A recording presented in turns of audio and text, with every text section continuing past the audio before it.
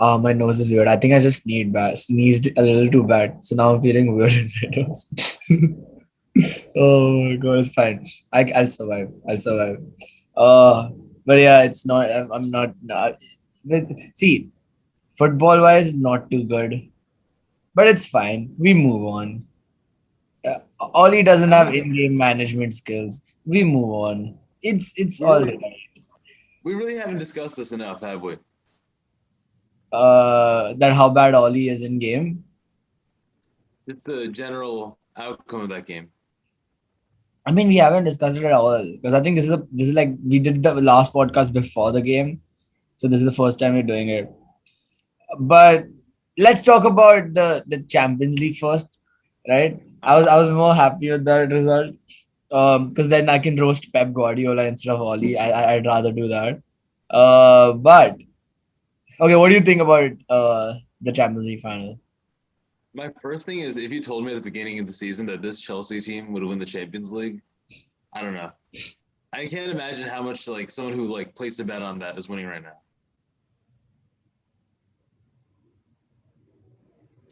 How does Why does Pep Guardiola keep overthinking the big games? Why not play the lineup you played all season long with the players you trust and then just deal with a Chelsea team that isn't that great? Like, they're well coached, they have really good players, they're not a great team. They play Timo Werner up top, right? Why not trust yourself? Why start a double pivot of like Bernardo Silva and Gundogan, who don't play as a double pivot anywhere in the world, and assume you're going to get over the Chelsea team when you're playing against a manager who's incredibly objective, incredibly pragmatic, put on the players he trusted, and dispatched you? Like, I don't understand this. He's the best manager in the world on like I don't know, intellectual level, but then he's his own worst enemy as well, and he keeps dropping the big games. It's disappointing. When I saw the lineups, like I was out of town, so I wasn't at my home. So me, my friend, and my brother and some of our family friends were together, and the lineups came out. And the second I saw United, like City's lineup, because I saw City's starting line before I saw Chelsea's. The second I saw City's lineup, I didn't even have to see Chelsea's. I'm like, City's losing this. Like I said it right there and there that City is losing it. Because see, here's the thing, right? I I feel like Pep Guardiola's thought he's playing FIFA because you only play that midfield if you're playing FIFA. Like my Yeah. younger brother uses that sort of midfield all the time. So it's I just it was so That's a sad. midfield that you could use against like a low level or like low table Premier League team. Can't really use that against Chelsea. Exactly. It's just sad to see it because any like Fran said, just play the team that you. Oh, my dad's calling me. Play the team that you trust. Play the team that works for you every time, and you will succeed. That's about it. Like City were the far better team. Like there was 1 minute, far better team, and there was no doubt about it. So why overthink it? Like you played against a PSG team that was which had much better players on paper than Chelsea, and you absolutely dominated them, right? Other than the first like 30 minutes of the game, first leg. So just and play the team that worked for you in that game. It just terrible. Like it's just annoying. I mean, shouldn't be taking away credit from Thomas Tuchel and Chelsea though. They were N'Golo Kante, Mason Mount, even Kai Havertz turned up at the finals. He was doing what he was supposed to do, and like overall, even Reece James put in a hell of a shift against Sterling, who's very out of form by the way. Like as much as I love Rashford and Sterling, we'll get to this later, but both of their selection in the Euros, based on the last 3-4 months, is not necessarily justified. Players like James Ward-Prowse, players like Jesse Lingard have had some of the best years of their last James Ward-Prowse has more goals and assists than any of the other midfielders in the entire midfield of England. he's left out. Jesse Lingard had the only person that had more Premier League goals in the English team than Jesse Lingard is Harry Kane. In the last since the turn of this year. So like the names have been selected over the case over like Sterling and Sterling and Rashford have been like the thing is Rashford, right? I would say if he's 100% fit, he is easily the best winger. In terms of even compared to Sterling or Sancho, I think he's the most effective winger they could have because on his day Rashford can rip apart defenses, right? But he is not fit. He is like we'll get to the Europa League final as well. In the Europa League final, you could see how like he was running like on nothing. He was running on like no fuel at all, and it just the Champions League final was for me it was decided the second the lineup came out. I think Pep Guardiola had a chance at the 45 at the halftime mark to bring in Fernandinho and maybe because it was only a 1 goal deficit, but he still waited a little bit. I think he was a little too arrogant to realize that to accept the fact that he actually made a mistake with the starting lineup because he could have easily redeemed himself at the halftime. And I think if he made a substitution of Fernandinho in for maybe Bernardo Silva or Gundogan at the halftime point, I genuinely think that there was a very strong chance that they would have come back from this. So yeah, that's what I think about the finals, the Champions League finals. Do you think City? Firstly, do you think this is the best ever City side, or do you think the Centurion team was better than this one? I think Centurions were. I would say they're better than this. I think they had better leadership, the Centurions. So they were better. They were harder to beat, I think. This team, it feels like they're an injury away from being a bunch of egos fighting against each other, you know? if Fernandinho leaves this summer, I'm not sure who's really the leader on that squad. De Bruyne gets the captain armband all the time, but I don't know. I don't know if that's the best role for him. Yeah, and the way he left the game as well. And I mean, I'm not criticizing him from breaking his face, right? But I don't know. It's the way a real captain would instill the team with morale as you're leaving the pitch, you know, would increase the morale of the squad. And the way he cried, it looked like they were beat at that moment, you know, they weren't going to come back from it when he left the pitch crying. And again, he's a young guy, and this is a weird thing to criticize him for. Just saying he's not the captain they need, right? So.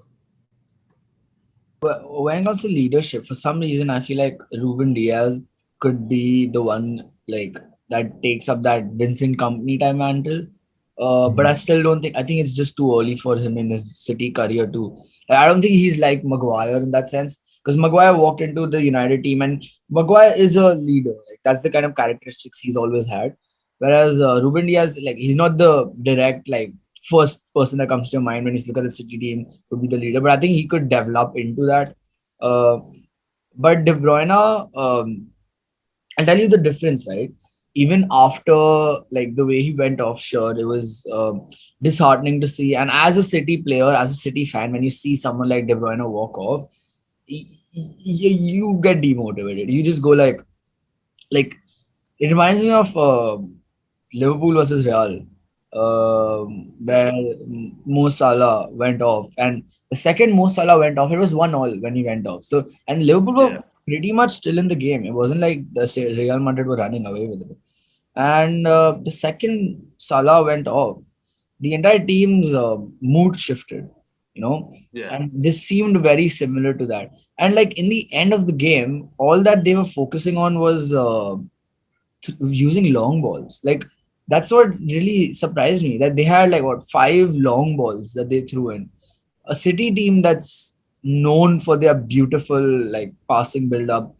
Instead of you having 6 long balls, you would expect that the City team uses one attack and tries to make the most out of that one attack instead of using 6 balls thrown into the box, right? Considering the fact that they don't even have those many tall players. They don't even have a Romelu Lukaku in there that can win you headers, or Zlatan that can win you headers. So there was it just seemed like this team is, like you said, the leadership, the experience, the maturity.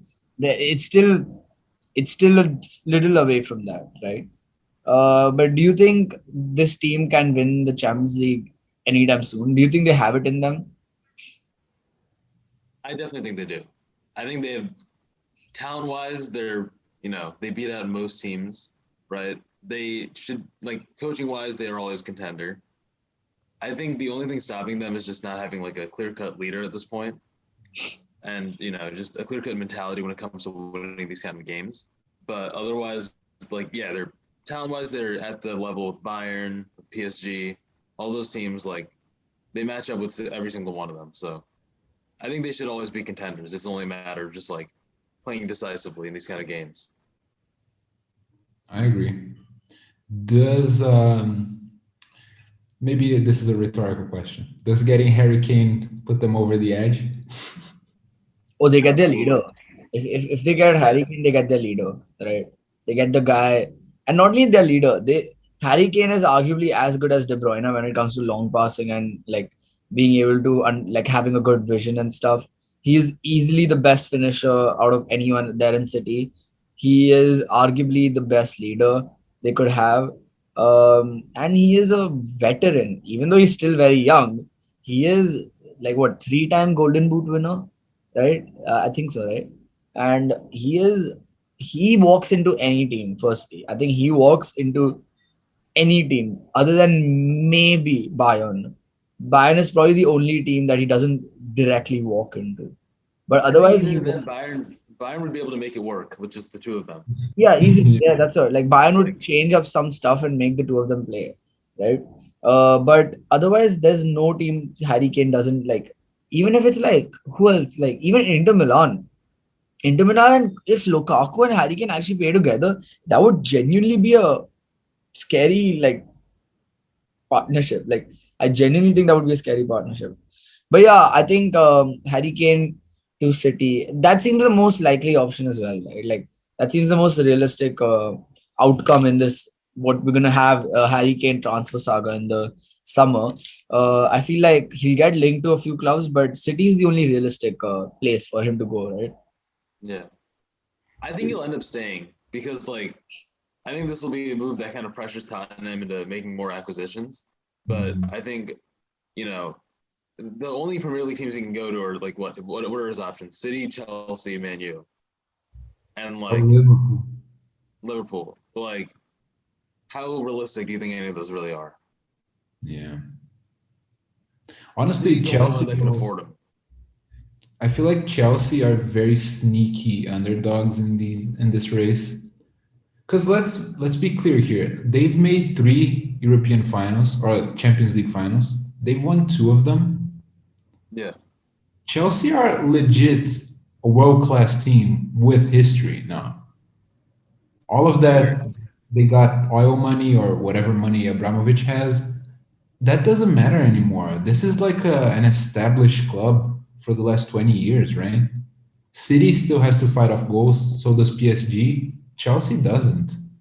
And like, who's the best team in London? And no offense to Arsenal, but like Chelsea have earned their place as the best team in London at this point, right?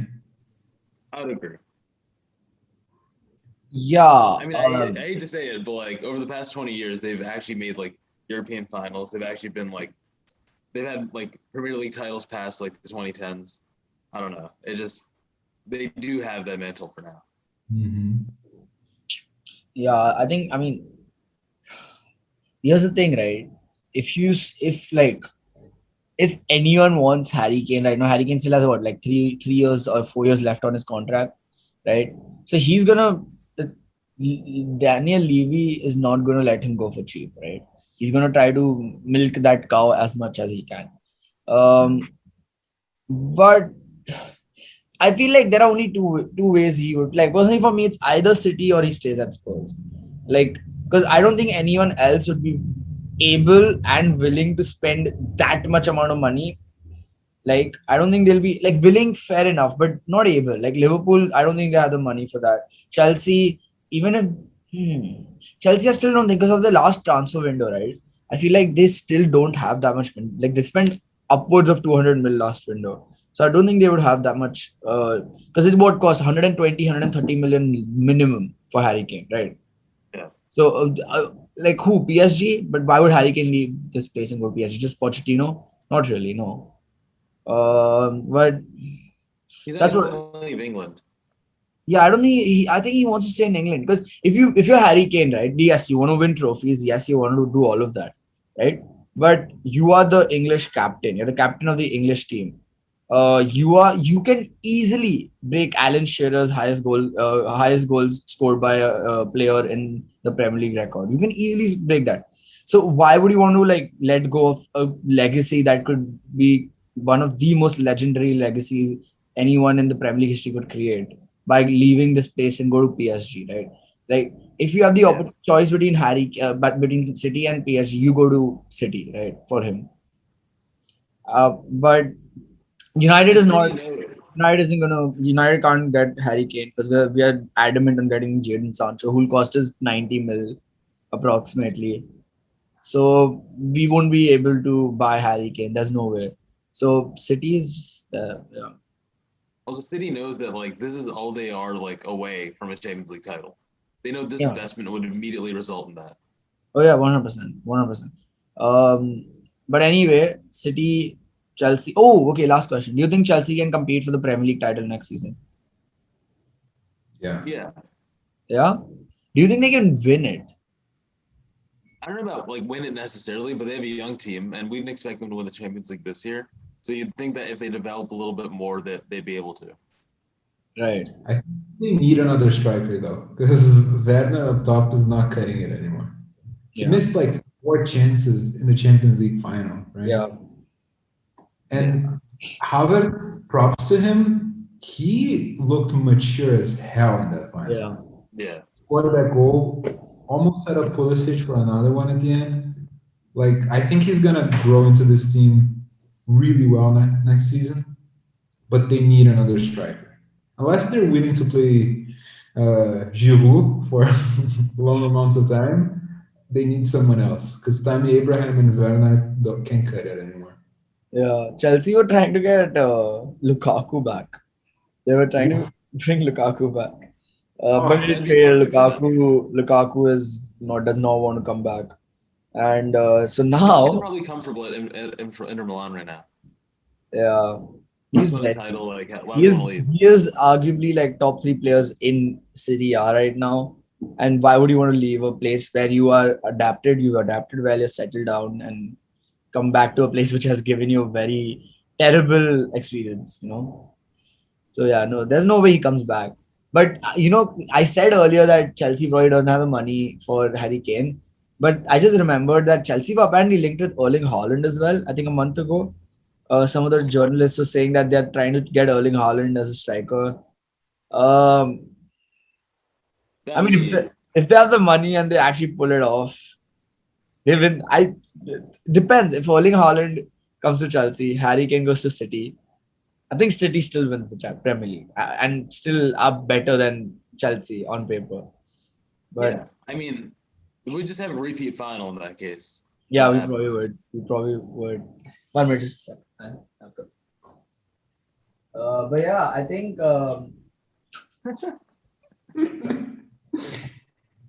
Yeah, sorry, lads, technical difficulties. But yeah, anyway, enough about Chelsea and City. Now we talk about the greatest club in Manchester.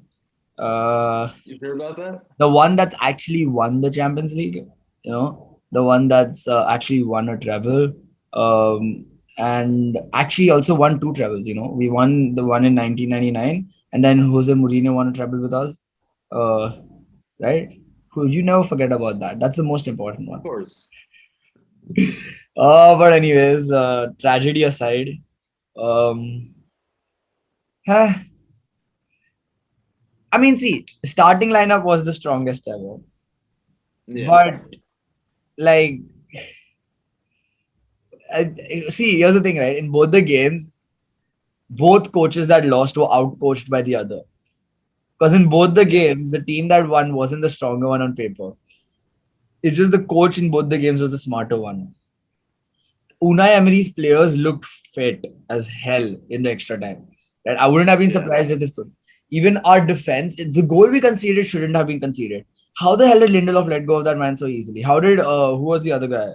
Was it no? It was someone else who let go of Gerard Moreno so easily. He just I want walked. to say, by the way, I warned you guys about Gerard Moreno in the last Yeah, podcast. yeah, it is the defense. Like Lindelof, sorry, he just pisses me off sometimes. Like Lindelof, and why he still had a decent game. Like he had, there's nothing else, nothing much. Because once they scored the goal, they didn't really bother attacking. It was like a yellow submarine parked in front of the goal. Um, yeah, I mean, I was glad we got that one goal back, but we got hella lucky with that goal.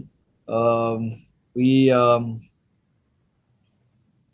don't know. I just it's just also like Rashford was terrible, right? Like I said earlier, like I love Rashford. I think he was one overall over the course of the entire season. He was one of our better players. No argument beyond that. But that Yeah. game at the 70th minute mark, where he is barely being able to press, where he's barely running around at the speed you want him to, you take the dude off and you bring in someone, right? You bring in Mata, you bring in Donny van de Beek. If this guy's argument, Ole Gunnar Solskjaer's argument that Mata is not fit enough to play, He you played the want last. exactly. He games before this one, like Genuinely. And the thing is, he took Greenwood off. Greenwood, according to me, was our best player up till the point. Like, he was the one who showed the most like courage while going forward. He was the one who showed most decisiveness. He seemed like the most like, because Bruno also looked like he was like exhausted. Pogba was started losing the ball toward the end. He wasn't playing. He wasn't. His touches were all a little wayward. McTominay was brilliant. McTominay was like, he has lungs, like you said. Yeah. McTominay ran from one end to the other the entire game, which is very impressive. But yeah, like Oli just left till the end to make the substitutions. Why? So Donny van de Beek was the most expensive buy of the transfer window, right? You give the dude, okay, he has to adapt to the Premier League. The dude has scored Champions League semi-final and Champions League quarter-final goals. Bring him on in the Europa League final. Like, you want to break down a defense, bring down a couple of playmakers, right? Put Greenwood, our best finisher, take Edinson Cavani, one of the greatest finishers, right? One of the greatest strikers, and put Donny van de Beek and Juan Mata, right? You play make and just use two strikers. It's just like, of course, I mean, again, it's easier said than done, but it can't be this easy to do. Say, yeah, it can't be this easy to do. You don't keep the tired people on the pitch. The extra time was pain. It was torture watching that extra time. Like literally, I wanted to kill myself. I wanted to go down my mouth, put my heart down, rip my heart out, and fucking throw it in the trash can. What was that? I was, oh my god, I was just done. I was just like, uh, Yeah. but yeah, that's my comments. You visualize how mad you were in a really impressive way. I gotta be honest. So, Unai Emery is the greatest Europa League manager of all time, right? by a mile. Isn't it insane that the only time he didn't win it in the final was with Arsenal? That's actually like, it's embarrassing. One of Villarreal and Sevilla. We can't do it with Arsenal.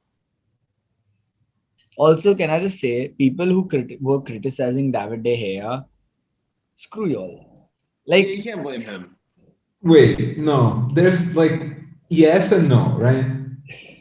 You can't criticize him for missing the penalty. He got scored on 11 times, 11 times at the penalty shootout. And did you see the tactics sheets that they gave him, where they were like, because like they scout the players, right, where they want to shoot and Yeah. everything, and they said on three guys jump on this side, that's where they shoot. The hair jumped on the other side, and the guys scored on the side that they were going to, right? Yeah. So yes, I agree. It's not his fault that we lost. It's Ole's by a mile. But dude, I don't pay know. attention to the scouting report. You gotta be like a little bit responsible for that. Yeah, and also Ole, this guy hasn't saved the penalty in like 3 years. Dean Henderson saved a bunch last season. Sub him on, right? Like, what's the problem there? Yeah, literally. Like that was De Gea is actually is terrible at penalties. I think he saved one penalties in his entire life, and that was against Romelu Lukaku, Everton. That's the one I remember. I think he saved one penalty in his entire life. He is terrible at saving penalties. So I think it's just I you don't keep a no. But I feel like David De Gea should have been the one starting the game. So I think that was the right decision. I don't think Dean Henderson should have started the game. But once you came to a point where you know, okay, there's a very strong chance it's going to be penalties, you should bring on Dean Henderson. So yeah, I agree with you completely on that stance. But yeah, I mean, big congratulations to Unai Emery. Congratulations to Villarreal. Big sportsmanship. Blah blah blah. Great work. Good job. Wow, very genuine. But yeah, I think that was we had a very good conversation with the Europa League. That's enough about it. Next season, we will talk about Arsenal. Oh wait, no. We will the Europe nothing. Spurs is in Europe. We'll talk about Spurs next season in Europe. Damn. I actually think this is You a really have blessing. you're just shifting your anger to every other team. Yeah, Just projecting. but just to defend Arsenal, I feel like this is a blessing in disguise. Not having to not having to play Europa League football. You manage I to don't know. focus on the Premier League, really get the tactics right. Don't overwork the players and all that. I Right. guess, but I think we'd rather have the money that comes with being in Europe. Right. Yeah, But I mean, That's more of a benefit to your transfer spend. You know, if you're playing out of Europe, you only get the Premier League package, and that's it. but bro, like Spurs is gonna be playing in like I don't even know like Rajasthan Kasindar in some random Krasnodar country. Like bro, I don't even know. Like they're gonna be playing in the Europa Conference League. That's like Yeah, dude, I don't know. I would That's rather not gonna be not play in good. Europe at all than play in the Europa Conference League, the European Conference League, UEFA Conference League. Because genuinely, like I saw like the actual like how it works for the big teams like Spurs. Imagine how is that Spurs stadium a Conference League stadium? Okay, let's not do Spurs. Let's jump to international football. I don't think we talk about that very often. Actually, no, I don't think we talk about that at all. So, well, We do not. some We new very much skip content, it. some new content for you all lads. But what do you want to start with, the Euros or Copa America? can we just get the Copa America out of the way? Let's Because go. I Yeah. have. Yeah, sure. Okay. This pisses me off so much, right? It was going to be held in Argentina. Argentina are in the midst of a scary moment in the pandemic. Obviously, they call it off, right? They've called the league off 2 weeks ago. Fair enough. Don't host the tournament. Who raises their hand? Fucking Brazil, right? Who's done the worst job in all of Latin America? In all of the Americas, maybe in the world, containing this stupid ass virus, right? But hey, how about we host a tournament? It's not like people are dying all the time and we don't have vaccines because our president is fighting with the Chinese, so they won't give us the vaccines we need, right? No, let's host this tournament. Okay, so we get it now. The players don't want to play, but they're obligated because they signed contracts. Cool. Then the president goes on TV this week and says he's now in favor of vaccines. So clearly we can see the political ploy for him to get reelected in 2022, right? Bring the Copa America here. Hey, maybe Brazil wins. If we beat Argentina, God, that would be beautiful, right? And then everybody gets vaccinated by the end of the year. Ha, I'm going to get reelected. Oh my God, I hate this. I'm sorry. Okay, that's my 2 cents on it. Yeah. I can't really argue with you, man. Yeah, no, so I've been following Bartleby. That's his name, right? Something like that. Bartleby. I don't know how to say his name. What's the president's name? Bolsonaro. Bolsonaro. Okay, wait, who's this then? Never mind then. No, so I've been following like about Brazil, and I just go like, wow, it's like, to be honest, I relate with your pain because let's not make this political, but India is not really good either. Our prime minister is kind of, yeah, it's, oh shit, I forgot Yeah. that it's on video as well. I was gonna do some action.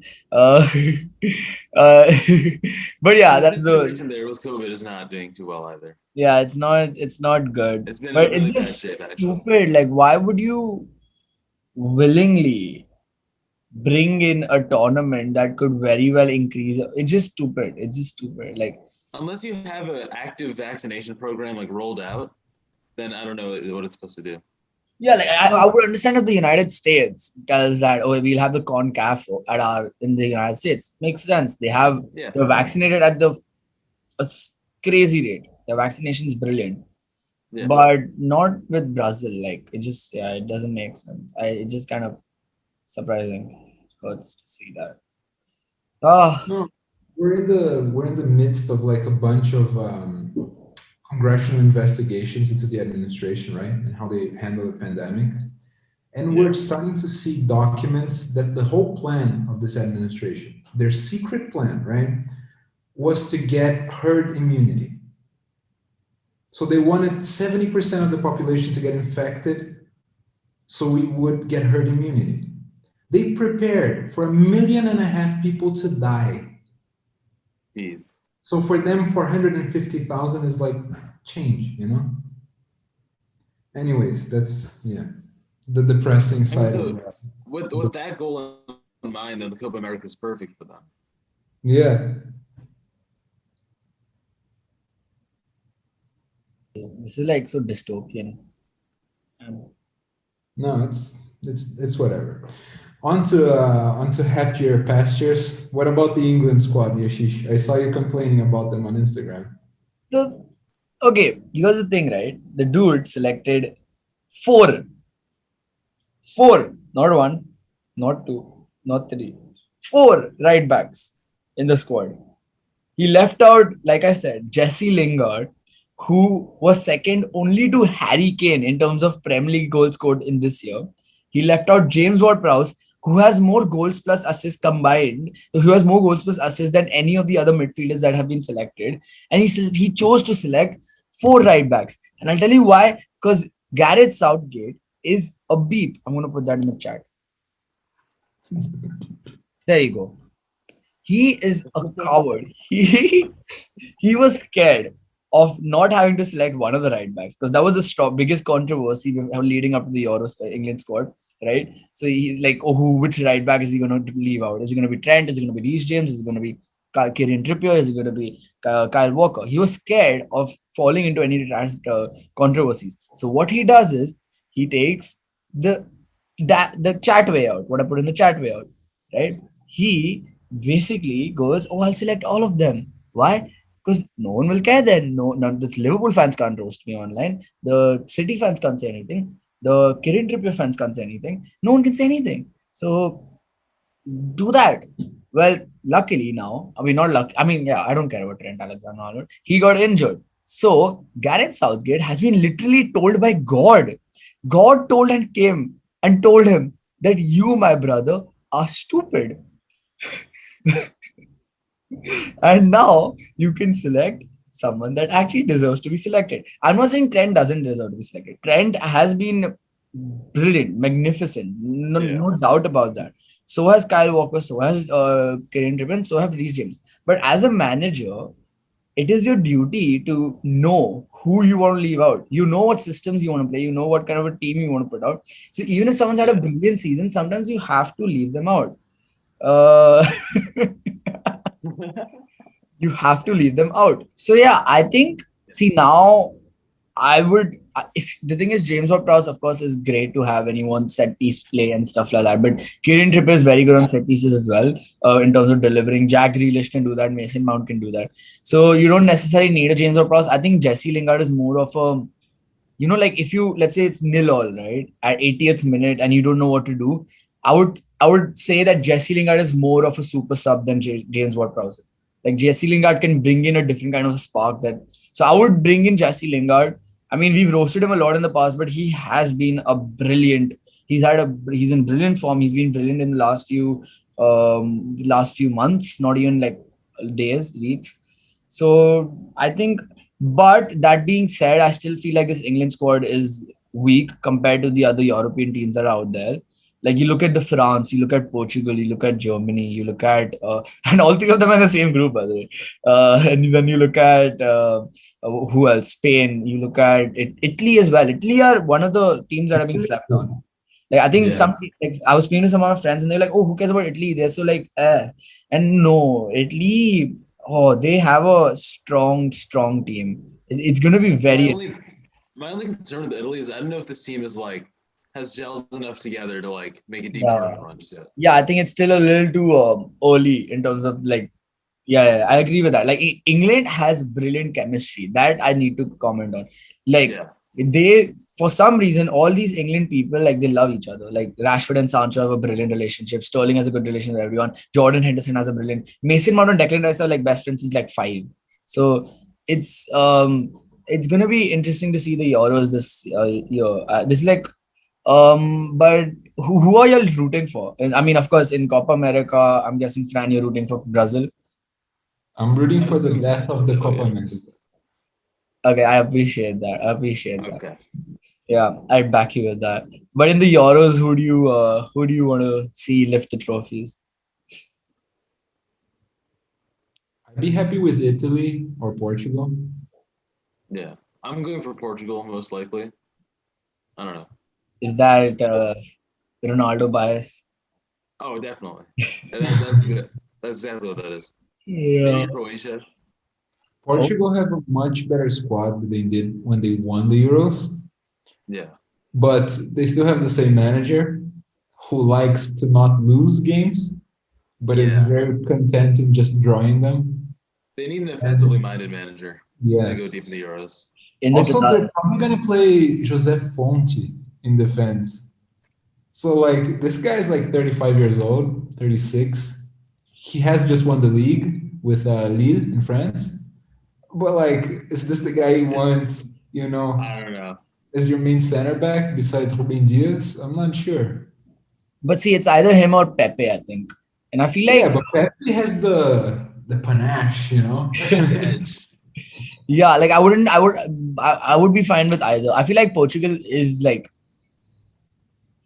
their team is scary if you think about it. Like Ronaldo as striker, Oh, yeah. Felix or Jota as left wing, Bernardo Silva right wing, Cancelo and who was the other guy? Rafael Guerrero, fullbacks, and then midfield with Bruno, Danilo, Renato Sanchez, either of Ruben Neves or Moutinho. There are so many players, and some of them I'm forgetting as well, right? And They're going even through a rebuilding generation. Andre Silva has had he's had a brilliant season this season. So he like very well. If it wasn't Ronaldo, if it was anyone else, Andre Silva would have been the main striker for the team. So, but the group of death, right? It's France. I don't think we need to say much about France. Yeah. They have like a world class player on every single like position. They have someone who they could even the people on the bench are all world class players who could start in any team, right? And given the fact that Pogba is playing alongside Kante, that Pogba is one that United fans don't get to see, right? I feel like when Kante is next to Pogba, Pogba doesn't care about deep line playmaking, right? He only cares about attacking, and he very well can. We know what Kante can do. That man is everywhere. He's omnipotent. He's God. Omnipotent. So the France team, I mean, to be honest, I feel like France is winning it. Of course, I don't want them to win it, but if I had to predict who wins the Euros, it's France, right? Like, what do you all think? Okay, if you all had to predict the winners of the Euros, who would you back? I'd bet on France for sure. Yeah, it sucks. I don't want them to win. I don't want them to win. I want England. I'm supporting England, by the way. I want England to win. Oh, I'm not supporting France, but I'm saying like money. Yeah, I know. I think I agree with you. It sucks, but France is too strong. And even Griezmann is in such good form over the last 2-3 months, which sucks. Ugh, yeah, it's not good. And even Benzema is now there. Mbappe, Griezmann, Benzema, Coman, Pogba, Kante, Rafael Varane. Yeah. Upamecano didn't get selected. Imagine, that's how good this team is. Like, and even their keeper, if not Lloris gets injured, Mike comes in from Lille, right? Yeah. Oh my god. Bro, this team is so good that some of its players are leaving to play in other national teams.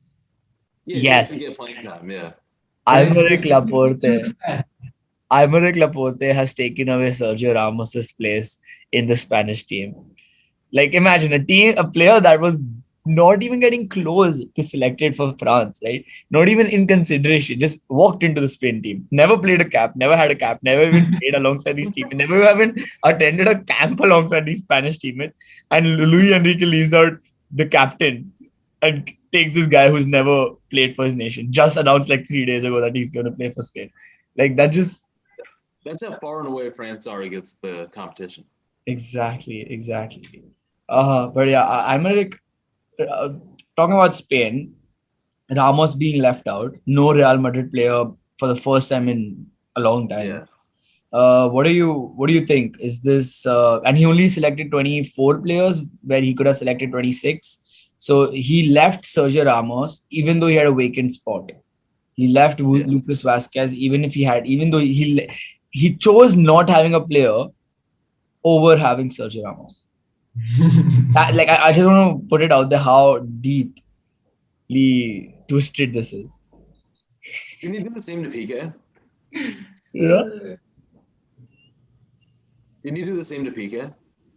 But yeah, Piqué is trash. Sergio Ramos is not bad. Like, Piqué is slow. Piqué's lost all of his defensive awareness. He's slow. He's not the same at all. But Ramos, okay, he was injured for the last month, right? So was Jordan Henderson. So was Maguire. But Gareth Southgate, the guy who's a scaredy cat, still picked them too, right? Because you pick the leaders. You pick the people that keep your squad intact. Keep the players that keep the morale high. Even if they don't play, your locker room, your dressing room, your team's morale shifts based on the leaders that are like we were discussing about City as well, right? Having a leader makes a huge difference. So, but do you think it's a smart decision, or do you think it wouldn't matter at all in the long run? I think they need someone who's had the experience of seeing Spain win in the past and who knows what it's like to take this team deep. Also, are we really gonna have Sergio Ramos over I don't know, Alvaro Morata? Diego Llorente.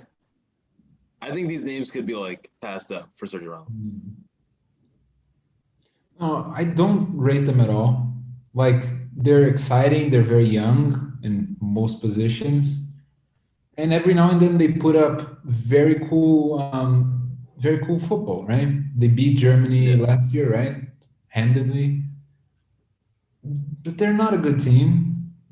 They're maturing. Right? Maybe in the next Euros they'll be contenders. This year I feel like they'll just sail right out. It's a weird mix because they don't have any of the players who are in that pedigree of the 2010 World Cup winning Spain Euros, when they're winning the Euros. They don't have any players of that kind of caliber anymore. They just have a lot of veterans and just kind of La Liga veterans and then just young guys. So I don't know. It's a very inconsistent team.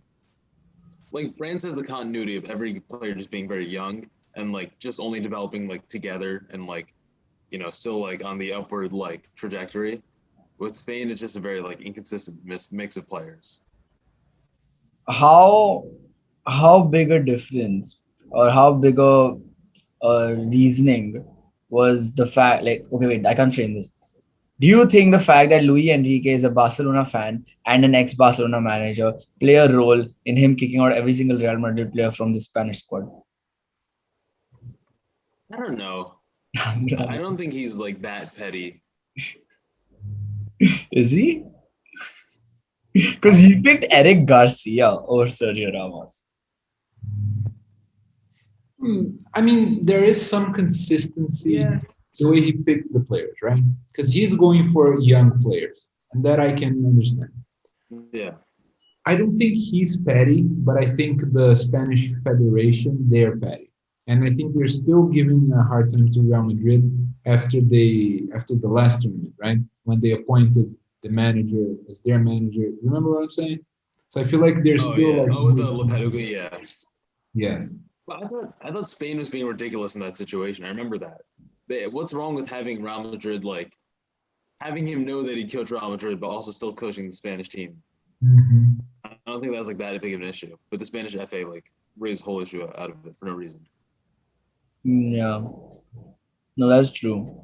But yeah, I agree with the fact that you're picking like young players and stuff. But even if you're picking a young player, right? Eric Garcia hasn't played a single game for City the entire season. Has he? I don't think he has. He might have played one or two, right? So, like, let's say his reasoning for Sergio Ramos ignoring age was he was injured for the last month, so he hasn't played those many games. We don't know if he'll be match fit. How do you know Eric Garcia is match fit? Man's not played games at all, right? So I mean, yeah, see, fair enough. At the end, he's the manager. He knows what he's doing. Fair enough, right? But like, I just don't understand it. It's ridiculous to think a vacant spot is more useful to him than Yeah. just the presence of someone who actually has some like winning pedigree. Exactly. But the another team that I wanted to talk about was, I mean, one team that I want to talk about is the team that's ranked number one on the FIFA rankings, Belgium. Ooh.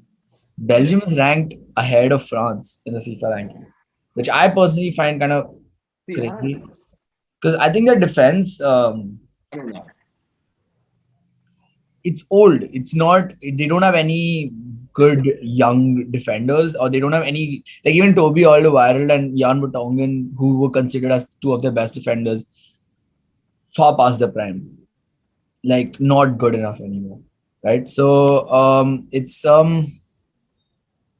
like it's I okay. Belgium are also one of the favorites to win the competition. What do you think the chance? How realistic do you think the chances are? Do you think like given the attack and midfield, they are brilliant, but what do you think? What do you see Belgium as? Here's my issue. Since the 2018 World Cup, Eden Hazard has had a very like tumultuous club career. So he also hasn't been the same player. He's been very injury prone, very inconsistent. He hasn't done much at all, to be honest. And so I think unlike when before he was getting consistent like football with Chelsea, now he's just playing for like having this like, whatever point of his career was Real Madrid. So I don't know. I think like that he's kind of ruled out. He's not a big factor in this equation anymore. It's mainly just De Bruyne and Lukaku. I don't know if I'd rank them higher than France. Yeah, no. They're missing one of their biggest X factors. Also, this squad for the last, I don't know, 6 years maybe, they've gone into tournaments as like close to being favorites and everybody talks about them. And then they're kind of uninspired, right? I don't see any reason why they should be inspiring this year. Yeah. I think Lukaku is going to have a nice tournament, and I think he can drag them to maybe a couple of wins. But like De Bruyne needs help, right? He's not transcendent on his own.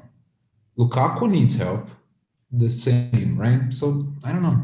It doesn't inspire me. I agree. I completely agree. They in the last Euros they were considered favorites and they were hugely disappointing. In the World Cup they were considered as one of the favorites. Again, hugely disappointing. And they're still considered as one. I mean, the qualifying was brilliant for them. They played 10 games, won every single one, conceded only 3 goals in the process, and scored like 27, 28 goals or something. Great, but it's about the tournament, right? Like, and again, I don't think the squad is even good enough. Like, even if let's say you're just basing it off of on paper, right? They aren't even close to Portugal or even they aren't even close to Portugal in terms of their squad strength, right? So No, I mean, I would personally be surprised if they end up reaching even the semis, right? But I think anything can happen, right? It's still football. Football is always going to throw curveballs at you. But yeah, uh, I think being ranked first is kind of ridiculous though. yeah. It's Yeah. just France should be clear at first. France, should, I think Brazil's third. So I think it's Belgium, France, Brazil, and I don't remember what it's after that. But yeah, I'm really excited to see Denmark. Uh, One of the very good goalkeepers of the tournament, Kasper Schmeichel. Christian Eriksen still hasn't lost his touch, even though we don't see him that often. Whenever he's playing for Denmark, he's a different gravy. And Yusuf Poulsen from RB Leipzig as their forward. It's an interesting team. It's genuinely an interesting team. Along with Turkey as well. I don't know many players from Turkey, but Turkey is like one of those teams that's a team, you know. So they don't really necessarily depend on one or two individuals, but they're so well coached and so well organized, and it's like the same team all the time, right? So they don't Yeah. experiment. They know what they're going to do. They get into it and they do that job, and that could be a scary proposition. So these are two teams I think we should look out on. Okay, Turkey, let's go. Yeah, go ahead. well, Turkey doesn't play European football, right? Turkey plays their own brand of football. And sometimes that works against them, but sometimes that gets them far into the tournament. So they're always a scary team. 100%. All right, let's do some smaller predictions. So winning, I think we all agree that France is like the favorites, right? Yeah. But Wait, but Who do you think my will heart see a golden says ball? my heart says Italy. all right, I Italy? mean, You think fair. Italy's winning? I'd still predict France, but I can't. I don't know. Italy, I can't like perceive that happening. Yeah. Yeah, I think Yo, Italy could very well reach the semis, but I don't know about winning. yeah. No, I'm not. I'm half joking. I'm Yeah, just. I I want know to. you are. I know you are. And also, they have three former Brazilian players in the squad this time around. Yeah. What? Who? Jorginho, Emerson from Chelsea, Yeah. and then Rafael Toloi plays for Atalanta. Oh, Came out of my club here in Brazil. So like Italy is a second Brazil, you know.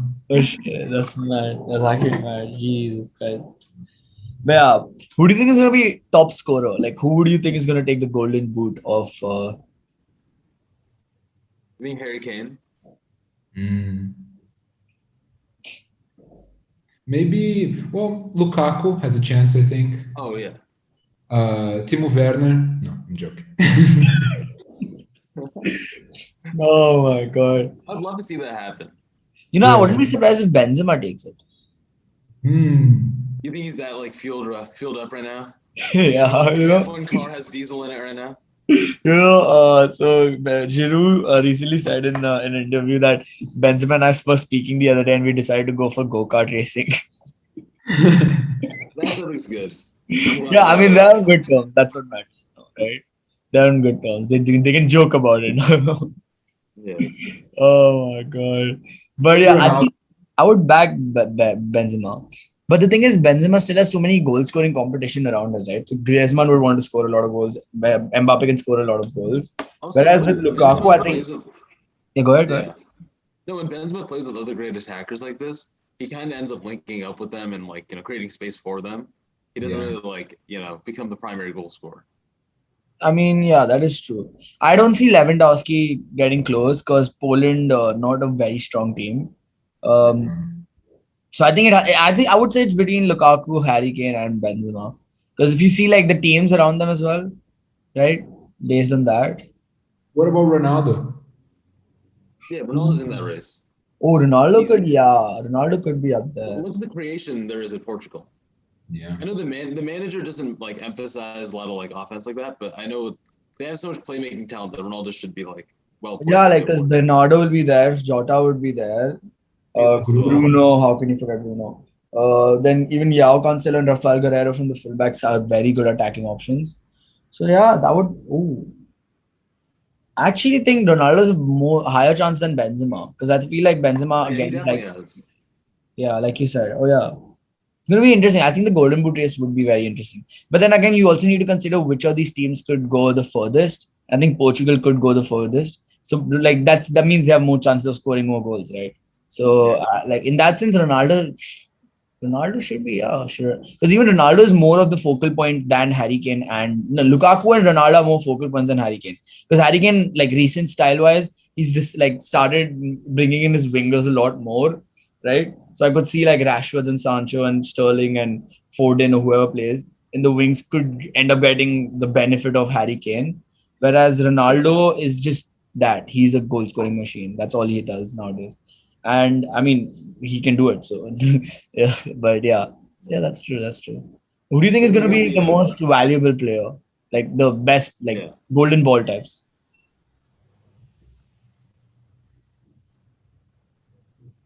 I wouldn't be surprised if Mbappe got it. That's what That's very likely.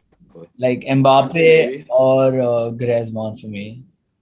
Kante is not a bad option. Kante is not a bad option as well. I agree, but I feel like something like gold. Oh wait, no wait. Something like golden ball. I think they would usually give it to like an Mbappe. Like it just seems like Mbappe would be a favorite. Yeah, but Kante will put in man of the match level performances. That's like I think that goes without saying. Like he is going to be a boss in that midfield. But Yashish for the golden ball. Yeah, Mbappe, I think. So then silver ball, who'd you pick? Assuming Mbappe gets the golden. Wait, what? Sorry, say that again. No, for if Mbappe gets the golden ball, who gets the silver ball? Or Wait, what's silver ball? Like second best player. Yeah. Well, I think we're forgetting about Yashish's favorite young player. He plays for Dortmund. He's blonde. He's blonde. Erling Haaland. Norway. Yeah. Aren't they missing out? To be honest, they're not in the list. Wait, are they? Wait, what? They are, yeah. They're not in the Euros. I was thinking about this. Yeah, Norway is. Wait, what? Norway is in the. Oh shit! How did I not realize that? Where are they? They lost to Serbia in the qualifiers. What? I didn't know that. So no Haaland, no Odegaard, unfortunately. That's so disappointing. That is, yeah. Oh my god! But there's another player in Dortmund, another young player in Dortmund, and I'm not talking about Jadon Sancho. Jude freaking Bellingham. Jude Bellingham has been selected by England, youngest ever player to play entire 90 minutes for England. Last when they played your Austria, and he put in one hell of a performance.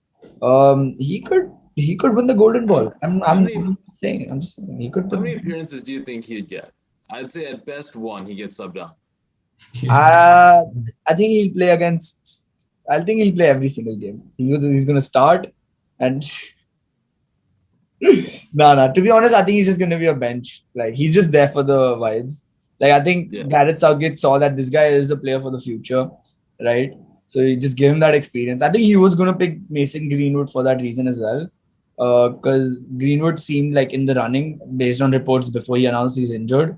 But he was going to pick some of these younger players, even though he knew they weren't going to gonna necessarily play for him, right? So yeah, I think that is the final verdict. So France winning, Mbappe golden ball, Ronaldo golden boot, golden glove, Rui Patricio. Ooh, okay. That's a good shout. That's a very good shout. Jesus. I think their defense is just so it's such a core part of that team. So I just think that he's an easy shoe-in for that award. Ooh, who do I think would win? Courtois is another good option for it. Nah, I think Courtois will concede. Donnarumma is a good one too. That's what I was gonna say. I think Donnarumma could be a good shot. Yeah, but I think Rui Patricio takes it, given the Portugal system and how it plays and stuff. And Patricio himself is a brilliant keeper. So Patricio with golden glove. And last but not the least, young player of the tournament. Felix. And that we aren't including Mbappe for this because he's. I'm thinking Joao Felix. I'm gonna say Mason Mount. Okay. Actually, it's not a joke. I genuinely think so. Man's That's a good. good. Yeah. I am I don't hyped. know. What? No, I don't know who I'd pick, but Mason Mount is a good pick. Yeah. Yeah. It's easy to pick someone from like France or Portugal, like Felix, or even I know Renato Sanchez has been very good this season. Yeah. But I don't know. Yeah, even Mbappe is there. Mbappe is like the easy one, right? Mbappe is the easy one to go with. The young guy who's, well, not really that young in terms of his ability. But yeah, that's mad. That's mad. But anyway, I just after, like, now that the Euros are wrapped up, there is a few things I wanted to ask you about. First, Zidane leaving and Carlo Ancelotti. There were rumors that Antonio Conte, Allegri, one of those guys might be going to Real, but out of nowhere, Carlo Ancelotti taking a pay cut by more than 50% from his Everton job. So he was getting paid 12.5 million a year at Everton. Now he's getting paid 6 million a year at Real Madrid to go work in the capital of Spain, right? Dude, Um, how did he live? what? Like that's six What? million less in his bank account. How's he gonna survive? But he's the coach of Madrid. I think he knows there'll be other opportunities because of that, like financially. Oh yes. Jesus, I hope so. I really hope so. He's an old man. He needs care. Yeah. Six. No. But also, like, I feel the worst here for James Rodriguez Oh yeah. because he goes from Real Madrid to Everton to get his old boss back, and look what happens. But here's the thing, right? So the next El Clasico we'll be watching, it'll be two ex-Everton managers, one of whom finished the season 10th place, the other one who got sacked after Everton was lagging down in 18th place. So it's going to be a very high quality El Clasico, I must say that. Yeah. This rivalry is really going to new heights, isn't it? Yeah, it's the Merseyside derby now. Oh my god! But that being said, even Koeman has been Ronald Koeman has been pretty much guaranteed a spot that he's not being sacked or anything. Yeah. And he's also been offered signings, so they've gone on a free market hunt. They got Sergio Aguero, one of the greatest Yeah. strikers of Premier League history. They replaced, as a replacement for the player that they thought was too old at the age of 33, Luis Suarez. So they brought in Who a won the very La Liga young title. Aguero at the age of 33 years old as well. So They replaced the 33-year-old who carried Atletico to the title with a 33-year-old who, I mean, bench warmed. benchwarmed the City title. Yeah. But it's fine. See, it's Sergio Aguero. I think he's going to do a brilliant job regardless. Yeah. It's a huge upgrade Him anyway. and Messi will link up too well. 100%, 100%. And they I have great news. what? Antonio Conte definitely not going to Spurs. Yes, I was gonna get to that. I was Thank so God. happy to hear. I was like, the thing is, if Conte did come, Harry Kane would have stayed, Son would have stayed, everyone would have stayed, right? But now that he's not there, great. But it was just crazy. Okay, here's the thing. Okay, we'll come back to like Madrid and all these people later. Spurs, who they're aiming for, manage the like top 5, top 3 levels. But Yeah. why do they think they can actually get them? Why do those managers want to go to Spurs specifically? Yeah, like, I don't get it. Like, There has to be better options out there.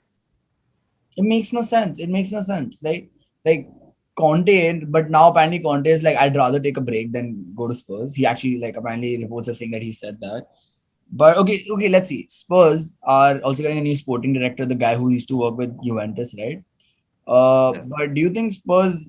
Who do you think they should go for? Who do you think they can go for? Who's even available at this point? Nuno Espirito Santos is available from Wolves, ex-Wolves manager. He's a good manager, but like if they go for him, they're saying that they're okay being mediocre again, right? Yeah. Because in all fairness to them, they've been trying to get into the top of the Premier League for a while now, and they've been making decisions to do that. If they go for Espirito Santo, they're saying it's over. Where is Rafa Benitez right now? Wow. China, right? China. Yeah. Yeah. What about can happen, Pochettino? That's what I was gonna say. There are Pochettino said strong no. reports that Pochettino is actually open to a move back to the Spurs. And There's a report that he said no to that move. report what? Really? I saw a report that he said no to that idea. Oh, Already. then Because I heard that PSG are adamant that Pochettino's told us that he's going to stay at PSG, not going anywhere. But on the other hand, Daniel Levy is very adamant on the fact that Pochettino told Daniel Levy that he's interested in coming back. I don't see the point for Pochettino though. Why? It's just going back into an abusive relationship. Plus, Daniel Levy sacked him. Daniel Levy was cheating on Pochettino. I know 100% because he sacked him in like 8 hours. He has hired Mourinho. There was no way he sacked him, then called Mourinho and told Mourinho, "Are you interested?" And then Mourinho said yes. Right? He was cheating on Pochettino. He called Mourinho a week before when they were in a relationship. So when Daniel Levy and Pochettino were in a relationship, he started a relationship with Mourinho. That is unacceptable. Like that's just like, oh my god! How? Okay, really, Yashish, you're saying that Florentino Perez called his ex immediately as Zidane left. Yeah, like, I don't know. Oh my god. Well, at least Daniel Levy called his neighbor's ex. Yeah. But if I'm Pochettino and if I'm PSG and I'm reading all this stuff about Pochettino, even if it's not true, right? Why not give Zidane a call? Because, like, all respect to Pochettino, I feel like Zidane would unlock that team's potential, at least going forward, right? I absolutely agree. Also, that would limit the chances of Mbappe wanting to go to Madrid. Mm-hmm. You have someone who like entices you to stay in Paris. Yeah. 100%. No, 100%. But even with Antonio Conte, right? I feel like why wouldn't PSG even go for Antonio Conte? Like if PSG wants someone sure, see, thinking Pochettino, I would never sack a manager who I've brought in midway through the season and the season didn't end that well, because it's not fair. Like, they haven't had a preseason, they don't even have the squad they want, they don't even know the squad they have, right? So it's not fair to them to like people were saying that Pochettino bottled it again in the league on. He didn't. PSG was fourth when he was hired. He got them to second, right? And his team didn't play that well against PSG, but it's fine. He's just getting used to the team. It takes a bit of time for a manager to understand how his team works. So I would not sack, but if you want, then I think Antonio Conte is a much better manager than Pochettino is. He's a much better winner than Pochettino is. And he's a proven winner and proven manager. So I would call up Antonio Conte if Pochettino is honestly, genuinely showing interest in going back to Spurs, then I would sack him. Because if there's even a hint of the fact that he's not interested in staying here, then get lost. There are better managers than you, right? Let me ask Archit a question. Yeah. About another Italian manager. Do you think Allegri joining Juventus means Ronaldo is leaving for sure? I think so, because he only left because I think he knew that the fit with Ronaldo wouldn't work out. Mm-hmm. I just think where does Ronaldo go from here though? We can talk about this forever, but I just think if let's say he is leaving Juventus, what does he do? PSG? Maybe, but I guess. I don't know do you think that's the best move for him? Go play with Neymar and Mbappe? I would like to see it. I don't know if it's everybody would love to see it. Do you think he would want to do that though, from a brand perspective and everything? Well, okay, so there's been rumors that Messi's new contract at Barcelona would include him leaving for the United States in 2 years, right? I don't think that's true. Well, I don't know. It's just it's been floated around, right? That he'd be willing to go to the MLS in 2024 or something like that. Willing to is one thing, but a contract agreement and to do that is another thing entirely. Oh no, sure. But what I'm saying is, if this has been floated around in the Messi camp, surely this has been floating around in the Ronaldo camp, right? Yeah, I'm sure they've seen this idea many times. Yeah, okay, so I wouldn't think Ronaldo. I feel like this is a short-term move, right? Maybe 2 years and then he's done and he goes to the United States to earn a lot more money. So why not go to PSG and just live out the rest of your days in a lot of luxury, right? That's what I would do if I was him. I just don't think that's gonna be how it happens. Mm. I think you should go back to Real. To be honest, I just feel like it fits the best, but it's just not possible. Wouldn't it be depressing though? You think so? Yeah, because like he's not the same player anymore, right? He can't do the same things. What about Man U? Well, I mean, we are a depressing club, so why not do the depressing move? I mean, yeah. I mean, he doesn't want to play in like he doesn't want to play in the Champions League the first year and end up going back to the Europa League the second year. Right. It's fine. At least we're in Europe. That's fair, yeah.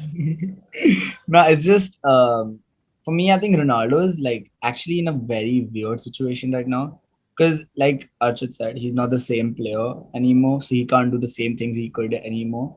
Like he's still a brilliant goal scorer, but honestly, that is all he is right now, right? Like unlike Messi, he hasn't adapted his game to match his old age. Even though he has the body of a 25-year-old, he's still getting old, right? That's the real like reality, right? So he needs to know that he wouldn't, if he goes to PSG, he wouldn't be the number one at PSG, right? Yeah. Like, and Ronaldo as an individual wants to be number one wherever he goes, right? And because that's good for his brand, that's good for his legacy, that's good for his image, that's good for his play style, that's good for everything for him, right? So if you go to PSG, you're competing with not one but two potential Ballon d'Or winners, correct? So realistically, he should just stay at Juve, and this Juve team is not that bad. Like they could still compete for the Champions League. I don't think they can win it, at least not till the time Ronaldo is there, because given the team, it's not at that level yet. But if he truly does want to win the Champions League, then he has to let go of his ego, right? So he has to choose between his ambitions and his ego, right? And because he is an egoistic person. I don't think there's much like against that. Like unlike Zlatan, he's okay with playing like Zlatan. I would say is okay to play with other world class players, even though it hurts his ego. Like, but he would not have a good Wait, no, he does. Oh, even Zlatan's not like the kind of guy. Do you think Zlatan would play with world class? He wouldn't go to a team where he's not the number one, right?